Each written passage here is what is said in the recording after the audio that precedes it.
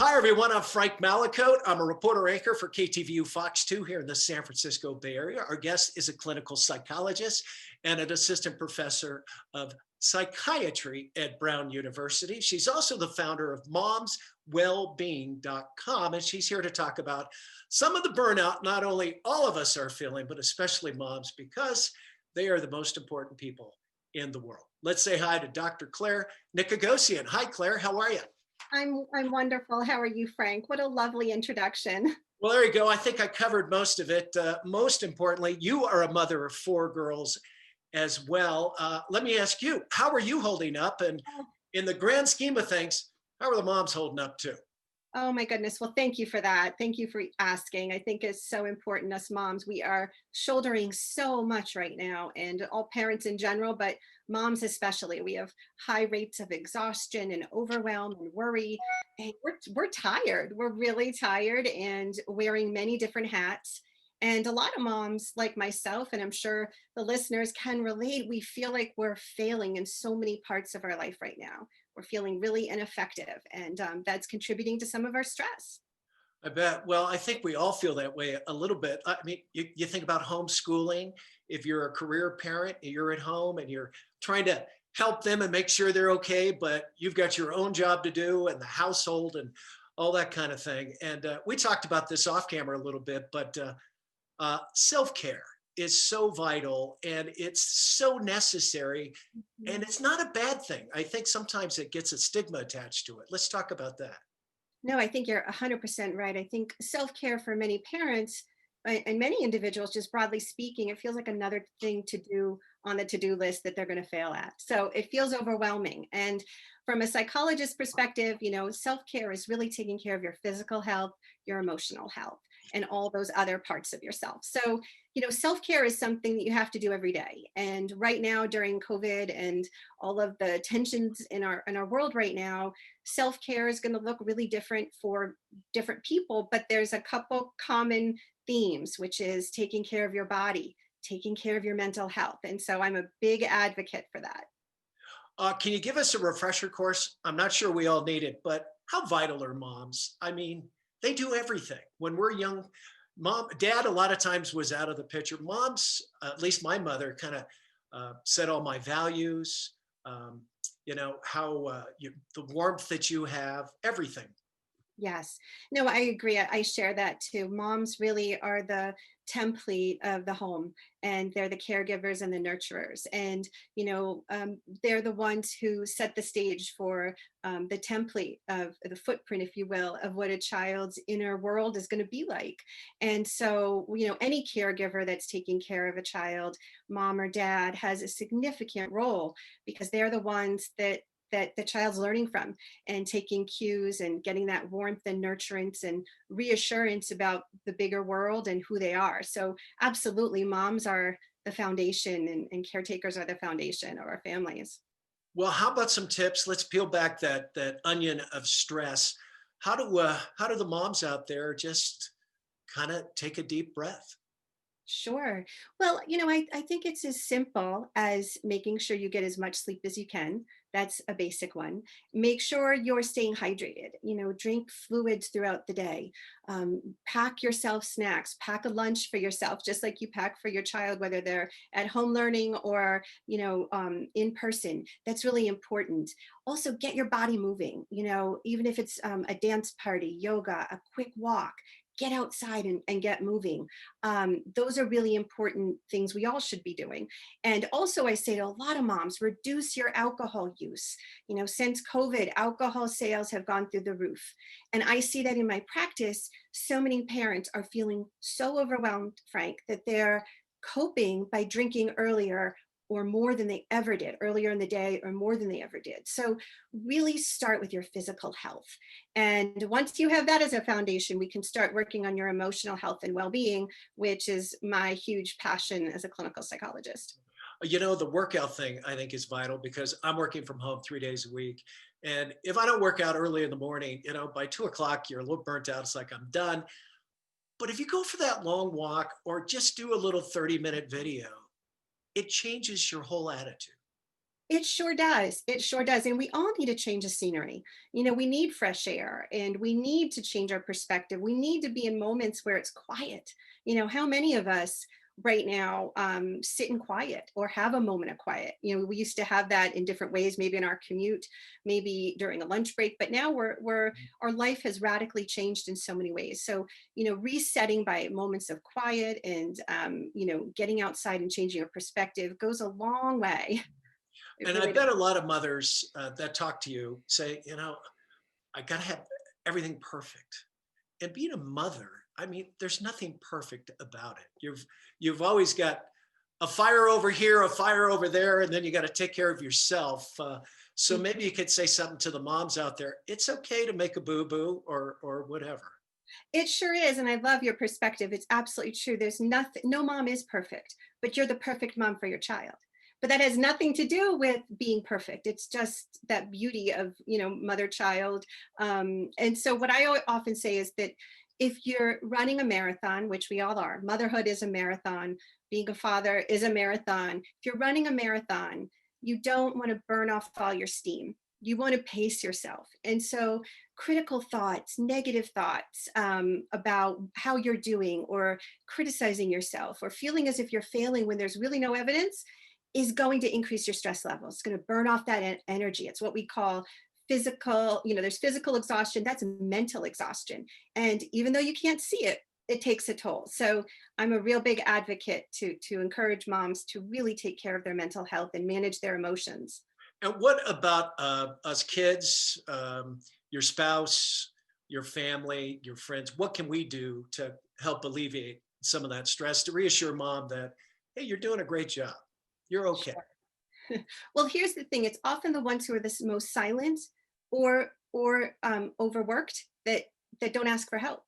Mm, So it's important. Don't wait for someone to say, "What can I do?" If you're with a caretaker, you're in the caretaking role, you're a mom, and you're taking care of everyone, and your partner or family members, don't wait for her to break. Say to yourself, "How can I help? What can I do today?" You do so much for our family, and I so appreciate what you do. What can I do for you today? How can I help? Because a lot of times the mental load for moms is that they're always delegating. So they're always anticipating what's coming down the road, yeah. what's coming down for homework and assignments and forms that need to be filled out. And there's this invisible labor that mothers do that a lot of people don't know in their family. For sure. So I think it's also for moms to advocate for themselves and realize that, if you're exhausted and running on empty, it's okay to let the house go. It's okay to have cereal for breakfast. It's okay to go for a walk. Don't put extra pressure on yourself right now. And that would be my biggest piece of advice. And it's okay as a spouse or even your older kids, throw mom a compliment every now and again. Hey, Mhm. that was really awesome what you did, because I mean, that can uplift them in an instant. I just think that's a great way to handle some of that stuff. It's so true. And when we look at parental burnout, the research shows that there's a couple of things that put parents at risk for burnout, especially mothers. And that's emotional and physical exhaustion from caretaking.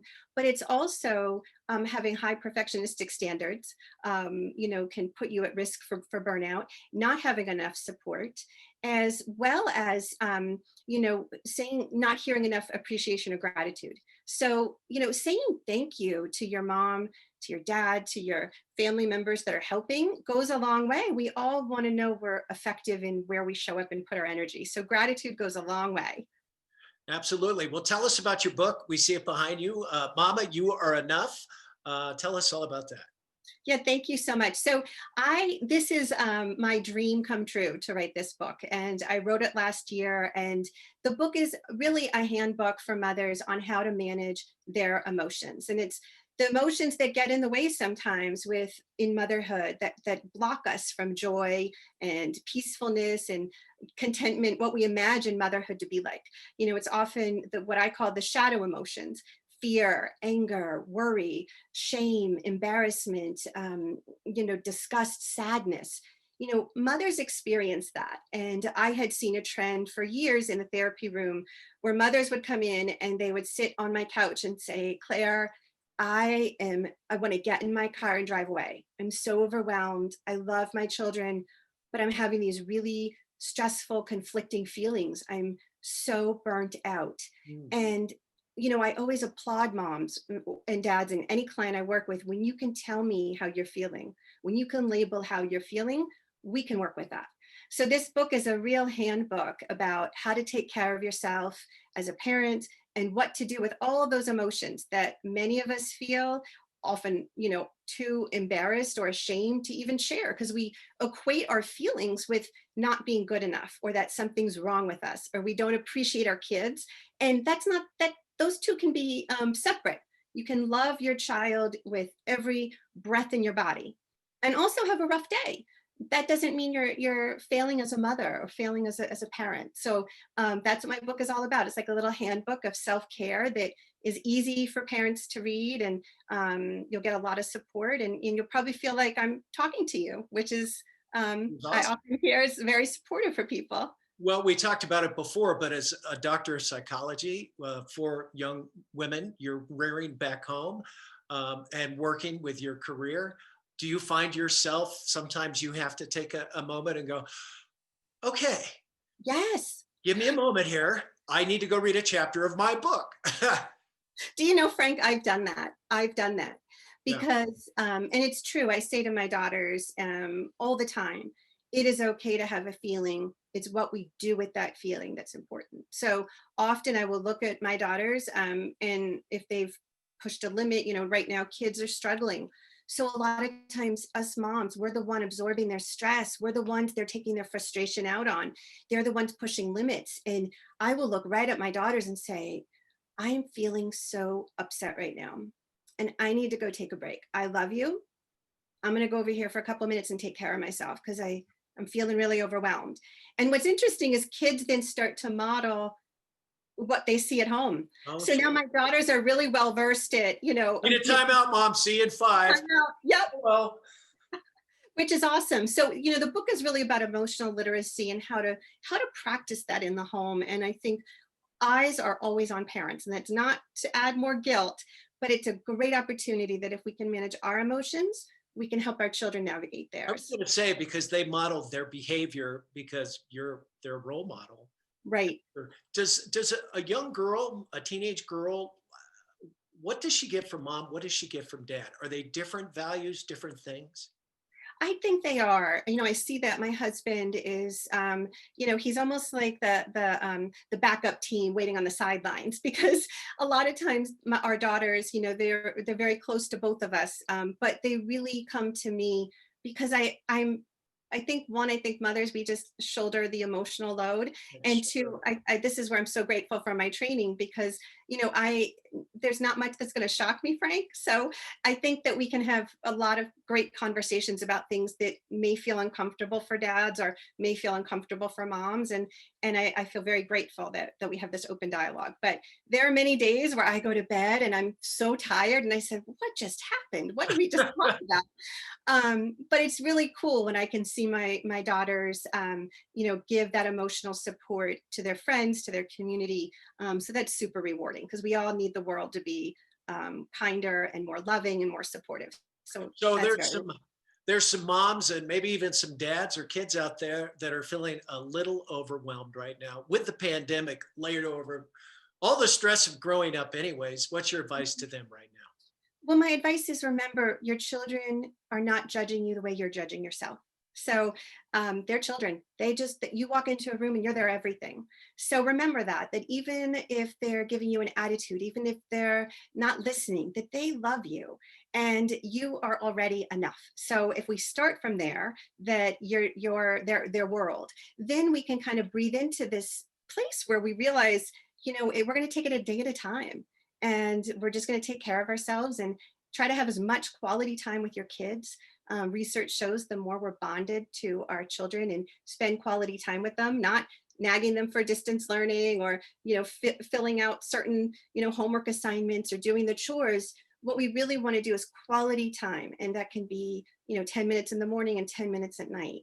Families are busy, so that's what I would really focus on, and just to take care of yourself. You know that you are your worst critic. So True. watch your thoughts and just remember the big picture that this is a marathon, not a sprint. One byproduct too, Mhm. in closing here, with the pandemic, I think a lot of people are eating meals together and having dinner again like we did when I was a kid. I mean, 6 o'clock, you were at the dinner table, like it or lump it, and I think we all took it for granted back then. But it's the one time, leave the electronics at home, where you can sit down, have a conversation, catch up with your kids' day and your own day, and I think it's medicinal in so many ways. I completely agree. I think those rituals that come back that are so simple often have the most impact. So agree. Family dinners are so important. And if parents are working, family breakfast, family snack, just get together and Right. reduce the multitasking and really connect with each other. Well, Dr. Claire, people want to get in touch with you. How do they do it? They can go to my website, momswellbeing.com, and follow me on my social media handles at Moms Wellbeing on Instagram and Facebook. All right. Well, we wish you all the best with your career. Also, with those four girls at home, mother's work is never done. Absolutely. Thank you so much for having me. All right. She is Dr. Claire Nicogossian, teaches at Brown University, also a clinical psychologist. Thank you so much, Claire. All the best. And to you. Thank you. And I'm Frank Mallicoat. If you'd like more information, you go to newsnowfox.com. Have a great day, everybody.